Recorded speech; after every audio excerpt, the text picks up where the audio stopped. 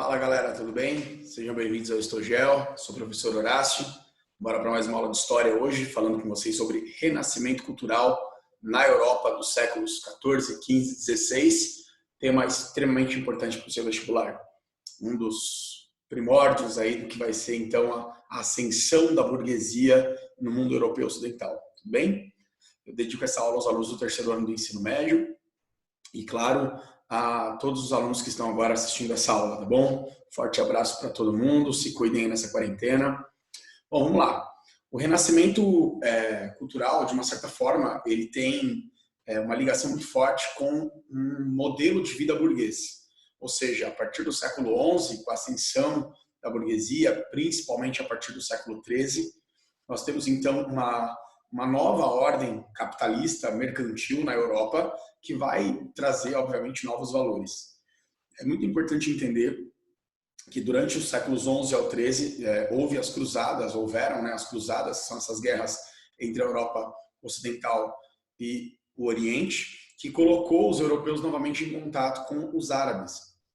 E do ponto de vista da ciência, do ponto de vista científico, os árabes eram muito superiores aos europeus. Então, essa influência trazida pelos árabes, também a influência que os bizantinos acabaram levando, principalmente para as cidades italianas, uma vez que o Império Turco-Otomano estava ocupando e dominando o antigo Império Romano Oriental, o Império Bizantino, muitos intelectuais bizantinos passaram a viver em cidades italianas e, obviamente, trouxeram então toda a cultura grega que tinha permanecido durante 1000 anos ali no Império Romano Oriental. E tudo isso, obviamente, na Itália, principalmente, vai reativar, vamos dizer assim, esse conceito de estudo greco-romano, fazendo com que, tanto na política, nas artes, no direito, na literatura, os pensadores, então, voltassem a estudar ali os clássicos greco-romanos, trazendo isso para o contexto desse mundo burguês, dessa ascensão burguesa do mundo europeu, do final da Idade Média para o início da Idade Moderna, tá certo? Então, aqui no slide, eu tenho para vocês a reativação do comércio, maior circulação de dinheiro entre os séculos XI e XIV, provocaram uma reforma na educação. Então, isso traz, então, uma necessidade muito grande de estabelecer novas escolas laicas, ou seja, terrenas, sem a influência da igreja diretamente, e o uso da razão, o uso do conhecimento da ciência contra o pensamento teocêntrico medieval, certo? Essas novas escolas e universidades surgiram, afirmavam a importância central do ser humano, então há uma forte ligação com o humanismo greco-romano, esse humanismo, então, centrado na ideia do antropocentrismo, o homem como centro do universo, e o individualismo, ou seja, o homem é um ser único e capaz, então, de desenvolver conhecimento, desenvolver cultura, ciência, razão e assim por diante. Tudo bem? Nós temos a Itália como o berço principal do Renascimento, certo? Até porque as regiões italianas tinham sido, então, berço do Império Romano, né? Muito do que os romanos fizeram estava altamente presente ali nas cidades italianas, e a forte influência também dos bizantinos e dos árabes naquela região, fornecendo então um tecido cultural, um tecido científico muito intenso, que vai dar origem ao Renascimento. E é muito importante entender que no final das cruzadas, as principais cidades italianas, Pisa, Gênova, Palermo e outras cidades, vão reativar o comércio, então vão se tornar cidades extremamente ricas, extremamente poderosas, e esses burgueses, eles vão acabar constituindo uma classe de financiadores da cultura e da arte, conhecidos como mecenas ou mecenato.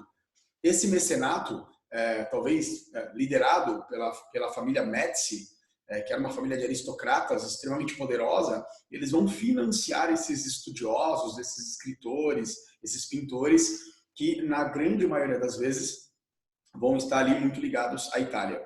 O Renascimento ele pode ser considerado um movimento puramente italiano, mas, óbvio, houveram expoentes fora da Itália, Portugal, na Espanha, na Inglaterra, com Shakespeare, enfim, Thomas Moros. Nós temos também na Alemanha alguns pintores, nós temos Gutenberg, o criador da imprensa na Alemanha, enfim, nós temos nos Países Baixos, né, na Holanda, Erasmo de Roterdã, com com vários escritos ali criticando a Igreja Católica, criticando a sociedade medieval, enfim, nós temos inúmeros pensadores, mas, claro, o grande epicentro do renascimento cultural europeu é, sem dúvida nenhuma, a Itália, certo? Itália, que não era um país nessa época, eram cidades-estados, repúblicas, né? Divididas por cidades-estados. A unificação italiana, assim como a unificação da Alemanha, levaria ainda muito mais tempo para acontecer, tá certo? Então, acredito que as principais fases, então, do Renascimento Europeu são marcadas, então, pelos séculos XIV, XV e XVI, tendo ali os grandes pensadores nas artes. Nós podemos citar Michelangelo, né? Leonardo da Vinci, que não se limitou apenas à pintura, mas ele é um grande ícone do Renascimento, porque ele foi um grande inventor. Então, ele fez desde, vamos dizer assim, projetos de armas, projetos de aeronaves, enfim. Ele trabalhou com a medicina também. Nós temos a medicina avançando, o estudo da corrente sanguínea, a anatomia e assim por diante, grandes pensadores. Nós temos na questão do estudo do espaço, do universo, Nicolau Copérnico, Galileu Galilei, que basicamente criaram a teoria heliocêntrica, né? E quebraram essa teoria ptolomaica de que a Terra é o centro do universo, e criando, então, uma ideia de estudo dos astros na elíptica, né, em relação ao Sol. Tudo isso é muito importante nesse período. Nós temos o Maquiavel, que é um pensador político, né, que basicamente vai construir uma releitura do direito e da política romana, trazendo isso para a centralização das monarquias europeias. Percebam que os reis absolutistas do final da Idade Média vão se utilizar do direito romano, que vai ser então novamente compilado por esses pensadores políticos, entre eles Maquiavel, que vai ser um grande nome aí da política renascentista desse período. Nós temos William Shakespeare, né, com vários textos teatrais desse período, né? Nós temos Miguel Cervantes e outras grandes obras literárias que vão fazer uma alusão ao homem desse período, fazendo uma crítica muito grande ao período medieval e também ao clero, né? Várias críticas serão feitas contra a Igreja Católica, que vai acabar culminando com a Reforma Protestante, tá certo? Então nós temos uma renovação no campo das letras, tá certo? Que vinha acontecendo desde o final da Idade Média. O principal pensador aqui é o Dante Alighieri, né, que faz, então, a Divina Comédia, criticando o purgatório que tinha sido criado ali pela Igreja Católica. Então, todo esse pensamento medieval, teocêntrico, ele é combatido por um pensamento antropocêntrico, tá certo? A reinvenção da imprensa por Gutenberg, e nós vamos, então, para as reformas protestantes do século XV e XVI, certo? Nós temos em Martinho Lutero a principal forma de combate ao catolicismo. E o que era combatido do catolicismo, gente? O catolicismo era criticado porque a liderança da Igreja Católica Apostólica Romana dos séculos XIV e XV estavam, obviamente, muito mais vinculadas com o apego material, com a ideia de posses de terras, de riquezas, com a cobrança do dízimo, com a venda de indulgências, que é a venda de perdão de pecados, com a simonia, que era a venda de cargos, né? Então, não existia propriamente uma vocação para se entrar na igreja, mas os nobres, tendo posses, tendo terras, eles podiam comprar os cargos da igreja, e a má formação dos padres, a má formação dos bispos, também era algo muito questionável na igreja desse período.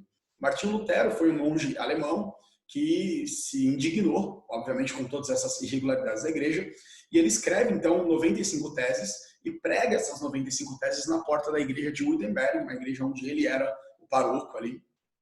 E ele, então, inicia uma revolução chamada de Revolução Protestante, ou Reforma Protestante, que vai, então, dar origem a uma nova forma de religião cristã na Europa, que é a religião luterana. Ou seja, uma religião protestante que vai dar origem às denominações evangélicas, metodista, batista, presbiteriana e assim por diante, tudo bem?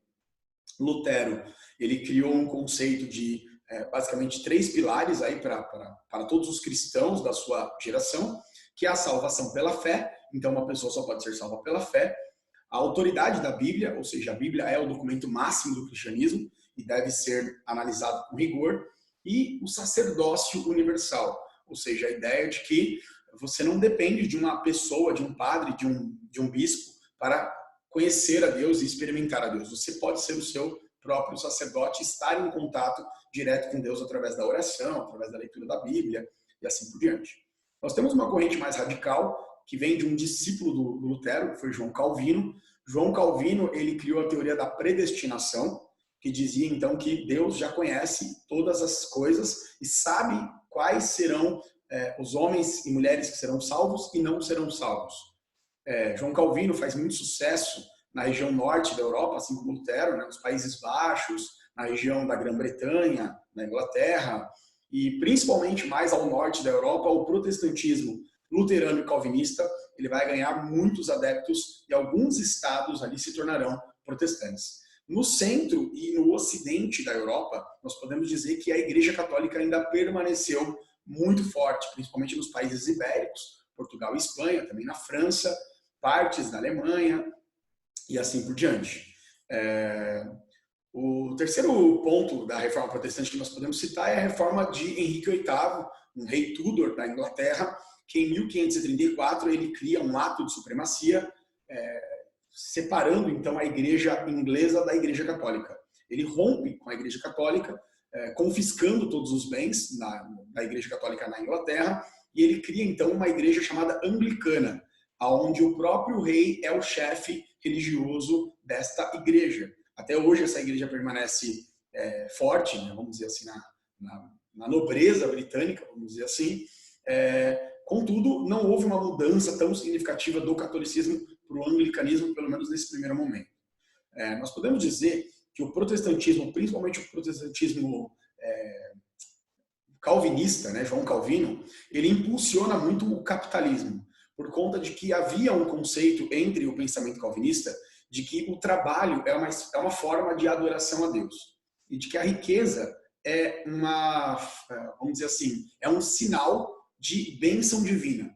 Então, se trabalhar é adorar a Deus e ser rico é sinal de que Deus me abençoa, isso acaba se espalhando por essas regiões, em especial na Inglaterra, na região dos Países Baixos e assim por diante, que vai impulsionar bastante a atividade econômica, a atividade mercantil, a atividade manufatureira e depois a Revolução Industrial.